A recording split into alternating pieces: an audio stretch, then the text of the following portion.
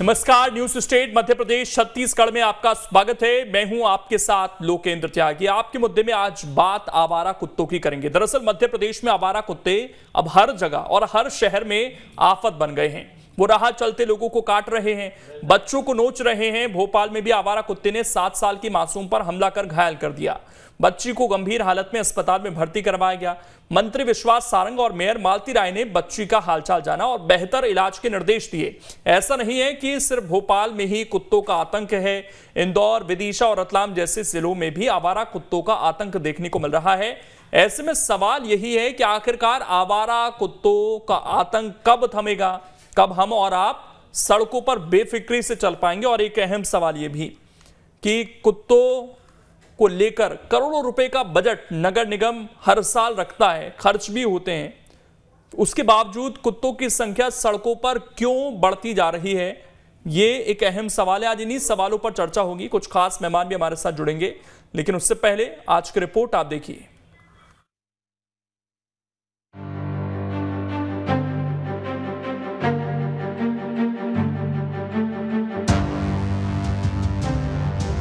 मध्य प्रदेश के कई जिलों में आवारा कुत्तों का आतंक थमने का नाम नहीं ले रहा है। आलम यह है कि आए दिन आवारा कुत्ते बच्चों को शिकार बना रहे हैं। राजधानी भोपाल के बांसखेड़ी इलाके में भी आवारा कुत्ते ने 7 साल की मासूम पर जानलेवा हमला किया है और मासूम की एक आंख नोच दी है। ऐसे में गंभीर हालत में बच्ची को अस्पताल में भर्ती करवाया गया है। बताया जा रहा है कि कुछ दिन पहले ही इसी कुत्ते ने मासूम की बड़ी बहन को भी काटा था। आपको बता दें कि भोपाल में 8 महीने में कुत्ते के हमले की ये तीसरी बड़ी घटना है। 26 फरवरी को कुत्ते ने 6 साल की मासूम पर हमला बोला था। अशोका गार्डन में घर के सामने खेल रही थी मासूम। निमिषा नाम की बच्ची को 3 से 4 कुत्ते नोचने लगे थे। घायल बच्ची को निजी अस्पताल में भर्ती करवाया गया था। 1 जनवरी 2022 को 4 साल की बच्ची पर कुत्तों ने किया था हमला। आवारा कुत्तों के हमले में बच्ची के सिर, कान और हाथ में चोट आई थी। हाईकोर्ट ने मामले में कलेक्टर और निगम कमिश्नर से जवाब मांगा था। सीएम शिवराज सिंह चौहान ने भी नाराजगी जाहिर की थी। इसके बाद निगम ने कुत्तों को पकड़ने की मुहिम शुरू की थी, लेकिन ये मुहिम कुछ दिन बाद ही ठंडी पड़ गई। राजधानी भोपाल के कई इलाके ऐसे हैं जहां आवारा कुत्तों का आतंक है, जहां घर से बाहर निकलने में भी लोगों को डर लगता है। आपको बता दें कि कोलार के नयापुरा, गेहूंखेड़ा और ललिता नगर में कुत्तों के झुंड हैं। आवारा कुत्तों का ये झुंड आने जाने वालों के पीछे दौड़ लगाता है। अशोका गार्डन में भी कुत्तों की संख्या काफी बढ़ गई है। कटारा हिल्स, वर्धमान ग्रीन पार्क, बीमा कुंज में भी कुत्तों का आतंक है। बहरहाल कुत्ते के हमले में घायल 7 साल की मासूम का इलाज चल रहा है। मंत्री विश्वास सारंग और महापौर मालती राय ने अस्पताल पहुंचकर बच्ची से मुलाकात की है। उन्होंने बच्ची का हाल जाना है। इस दौरान मंत्री सारंग ने डॉक्टरों को बेहतर इलाज करने के निर्देश दिए हैं। हालांकि इस तरह की घटनाओं को लेकर सीएम पहले भी अधिकारियों को निर्देश दे चुके हैं, लेकिन सवाल तो यही उठता है कि सीएम के निर्देश के बाद भी अधिकारी हाथ पर हाथ धरे क्यों बैठे हैं? क्यों निगम आवारा कुत्तों के हमले को लेकर कोई ठोस प्लान नहीं बना रहा? Team news state. और चर्चा करने के लिए खास मेहमान इस वक्त हमारे साथ जुड़ गए हैं। सबसे पहले परिचय करा देता हूं। अजय दुबे जी हैं, एनिमल एक्टिविस्ट हैं। राकेश अयाची हैं, रिटायर्ड डिप्टी कमिश्नर हैं। गी धीर जी हैं, प्रवक्ता हैं बीजेपी के। और अपराजिता पांडे जी हैं, प्रवक्ता हैं कांग्रेस की। आप चारों का बहुत बहुत स्वागत है। गी धीर जी, एक बड़ी समस्या इस वक्त मध्य प्रदेश की सड़कों पर हमें दिख रही है और इस समस्या का हल करने के लिए करोड़ों रुपए नगर निगम की तरफ से खर्च होते हैं, लेकिन उसके बावजूद एक और बच्ची पर हमला हो गया। लोकेन जी, आपका सवाल बिल्कुल वाजिब है। मैं उत्तर देता हूं। देखिए, मध्य प्रदेश की अगर बात की जाए तो यहाँ पर बारिशों का मौसम चल रहा है। कुत्ते बिल्कुल बोझ पे आ गए हैं, ये बात बिल्कुल सही है, लेकिन नगर निगम काम नहीं कर रहा है ये कहना उचित नहीं होगा, क्योंकि जो 8 महीने में आपने 3 घटनाएं बताई हैं कि 300 होती है अगर हमारा नगर निगम और प्रशासन काम नहीं कर रहा होता। निश्चित रूप से इनकी नसबंदी को लेकर मुहिम चलाई जा रही है। ये जो घटना हुई है निंदनीय है। देखिए, बच्ची बहुत गंभीर रूप से घायल है और हमारी जो भारतीय जनता पार्टी के जो माननीय मंत्री जी हैं विश्वास सारंग जी, फिर मालती राय जी भारतीय जनता पार्टी से अभी महापौर चुन के आई हैं, वो वहाँ पर स्वयं पहुंची थी। और शासन की बात की जाए तो कलेक्टर साहब भी वहाँ पर, अविनाश लवानिया जी भी स्वयं वहाँ पर उपस्थित थे। देखिए आगे इस घटना को दोबारा नहीं हो इसके लिए भी हम प्रयासरत हैं, लेकिन इस प्रकार की घटना क्यों हुई ये देखिए इसको बहुत ज्यादा शासन प्रशासन को 100% इसका दोषी नहीं ठहराया जा सकता, क्योंकि कई बार क्या होता है बारिश के मौसम में जो कुत्ते हैं उनका जो आचरण है वो भूख के कारण बदलने लगता है। दूसरी बात लोग क्या होता है कि कई बार खाना खाते हैं और फेंक देते हैं, तो उसके कारण ये जो जानवर होते हैं इनके भूख लगती है इनको, तो उनको खाना मिल जाता है। बारिश के कारण बारिश के मौसम में जो है वो खाना नहीं मिल पाता है, तो कई बार ये इस प्रकार का आचरण जो मेरे पास जानकारी लेकिन गीत जी एक कुछ आंकड़े हैं सर। भोपाल में 2013 में करीब 30,000 आवारा कुत्तों की गिनती की गई थी। नसबंदी का कार्यक्रम चला जिस पर करोड़ों रुपए खर्च हो रहे हैं, वो आंकड़े भी हैं मेरे पास, वो भी बताऊंगा आपको मैं। लेकिन 6 साल में अब जो आंकड़े आ रहे हैं वो लगभग 1.5 लाख कुत्ते हो गए हैं भोपाल की सड़कों पर। तो ये कैसा अभियान हमारा चला कि संख्या बढ़ती गई 6 साल के अंदर? देखिए मैं यही बता रहा हूँ कि लोग क्या होता है कि अपने घर से बचा हुआ खाना जो है इनको फेंक देते हैं। कई जगहों पे जैसे बिल्डिंग्स हैं, बिल्डिंग्स की आप सीढ़ियों पर देखेंगे तो लोग इन जानवरों को बिठा लेते हैं। जब नगर निगम वाले कार्रवाई करने आते हैं तो स्वयं इनको रोकते हैं।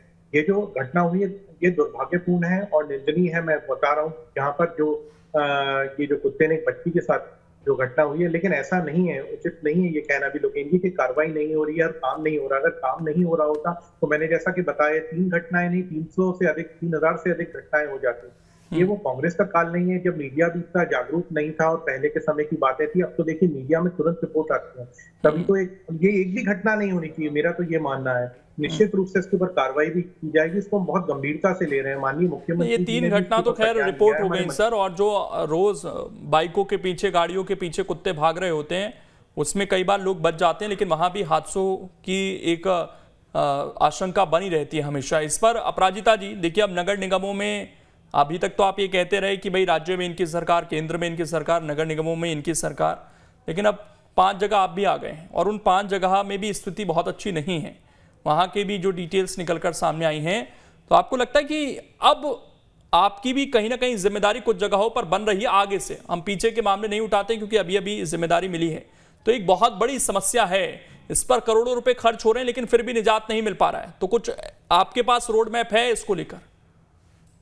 बिल्कुल है लोकेंद्र जी। सबसे पहले मैं कहना चाहूंगी कि आज आपने बहुत महत्वपूर्ण इशू पर चर्चा रखी, उसके लिए सबसे पहले धन्यवाद।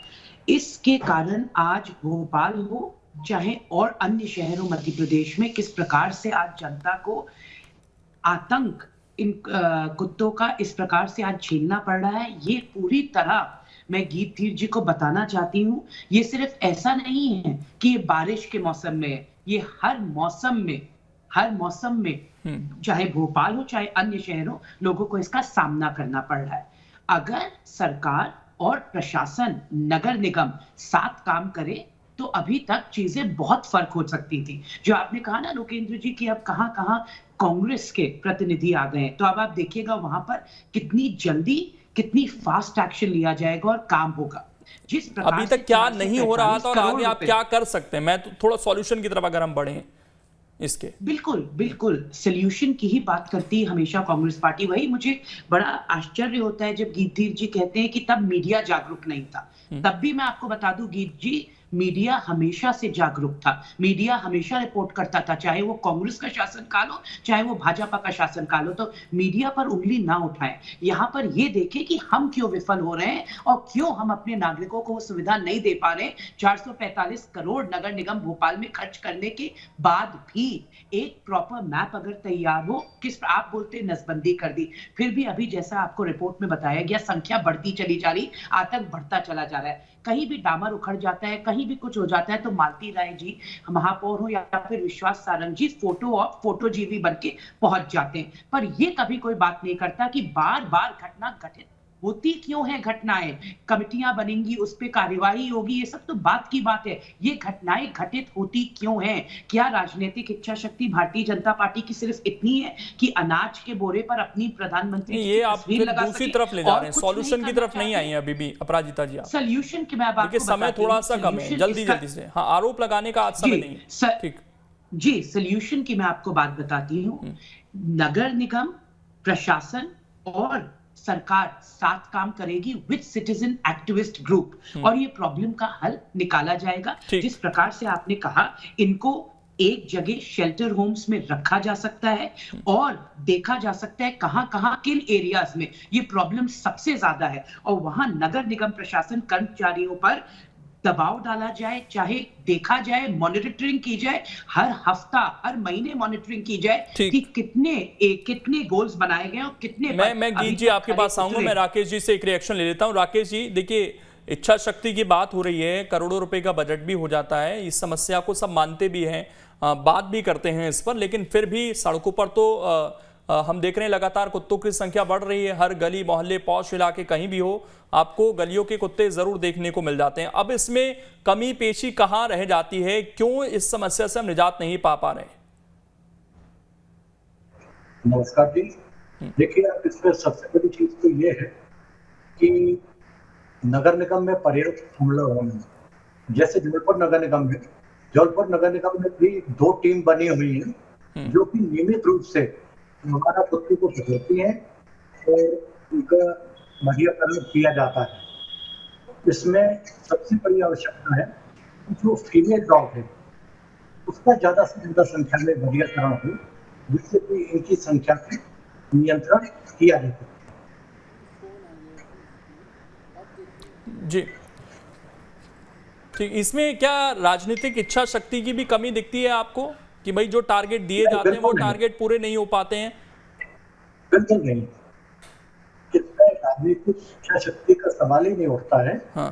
इसमें सरकार बहुत ज्यादा सेंसिटिव है और उसके द्वारा केंद्र सरकार के जो पशु हिंसा नियम है उसके अंतर्गत नियम 2001 एनिमल बर्थ कंट्रोल बनाए गए हैं। उसके अंतर्गत हर नगरीय निकाय को निर्देश है कि वे आवारा कुत्तों को पकड़ें और उनका बचाव कराएं। इसके डिस्ट्रिक्ट लेवल पे भी मॉनिटरिंग सेल है। इसमें सबसे बड़ी जो बाधा आती है वो एनजीओ की आती है, जो पशु प्रेमी, कहने को तो वो आवारा पशु प्रेमी है, लेकिन वो जब टीम पकड़ने जाती है तो उनको अपने घरों में छिपा लेते हैं। टीम निकलने के बाद में उनको भगा देंगे, देन उसके बाद में उनको जो घर का बचा खुचा खाना है उसको वो देंगे। तो इसमें लोगों में जागरूकता का लाया जाना बहुत जरूरी है। बिल्कुल, जागरूकता का लाया जाना बहुत जरूरी है। अजय दुबे जी भी हमारे साथ जुड़े हुए थे क्योंकि ये मसला भी है सर।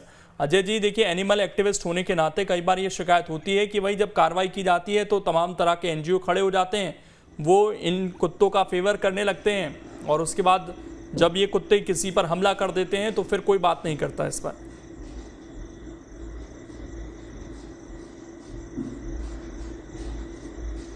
देखिए, ऐसा है कि इस वक्त जब बात जिस केस पे बात हो रही है वो स्लम एरिया था, और स्लम एरिया के बच्चों को यदि एक इतनी बड़ी दुर्घटना हुई तो क्या इस लास्ट टाइम, मैं समझ रहा हूँ कि लास्ट टाइम कोई ये बता सकता है कि नगर निगम ने वहां पे कुत्तों को पकड़ने का कौन सा अटेम्प्ट किया था, किसने उनको रोका?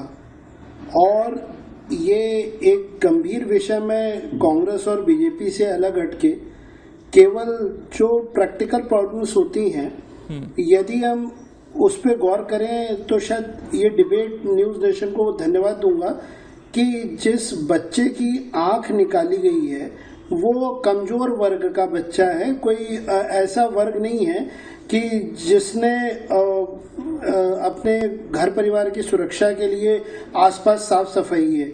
आप कभी भी चले जाइए 4 इमली और जितने वीआईपी इलाके हैं, यहाँ आवारा कुत्तों ने कभी वीआईपी के बच्चे को काटा है क्या? ये कौन रोकता है? ये अभी कुछ दिन पहले एक ऑडिट रिपोर्ट आई थी, उस ऑडिट रिपोर्ट में नगर निगम जो इंस्टीट्यूशन है, जो सिटी गवर्नेंस देखती है, उसके करोड़ों रुपए खर्च करने का नसबंदी करी थी। बात है ये अजय जी कुत्ते को क्या पता कौन अमीर है कौन गरीब है? क्या पता वो मानवता तो देखिए।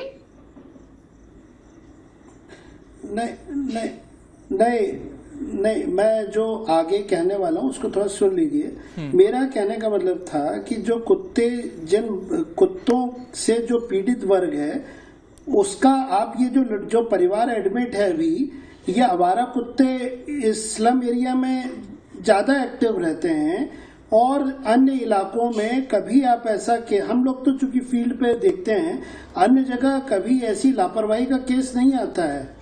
आप ये देखिएगा कि जो आवारा कुत्ते हैं अनियंत्रित हैं, जहाँ पे सड़कें खराब या नाले या गंदगी ये किन इलाकों में होती है। मेरा तो सीधे मैं ओपनली तो मैं कह रहा हूँ कि अजय जी, मैं तो ये जानना चाह रहा हूँ आपसे, ये पूछा जा रहा है कि भाई जब कार्रवाई होती है कुत्तों पर तो तमाम एक्टिविस्ट उस समय सक्रिय हो जाते हैं, उन्हें बचाने की कोशिश करते हैं, विरोध करते हैं टीम का। इसको लेकर क्या कहेंगे आप? नहीं, ये गलत बात है। नहीं, ये गलत बात है। जहाँ भी ये थ्रेट होती है, जहाँ अनियंत्रित होते हैं, जहाँ पे ये कुत्ते, उनको नसबंदी, भाई मैं तो आपके ऑथेंटिक नगर निगम की ऑडिट रिपोर्ट का हवाला दे रहा हूँ कि उसने करोड़ों रुपए खर्च करके और नसबंदी करी है।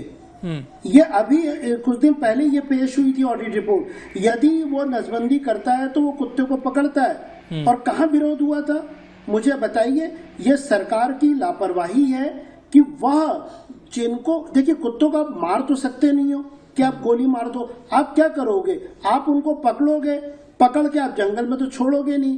तो उनकी नसबंदी ही एक लौता सॉल्यूशन है, और कोर्ट ने इसमें कई बार कहा है।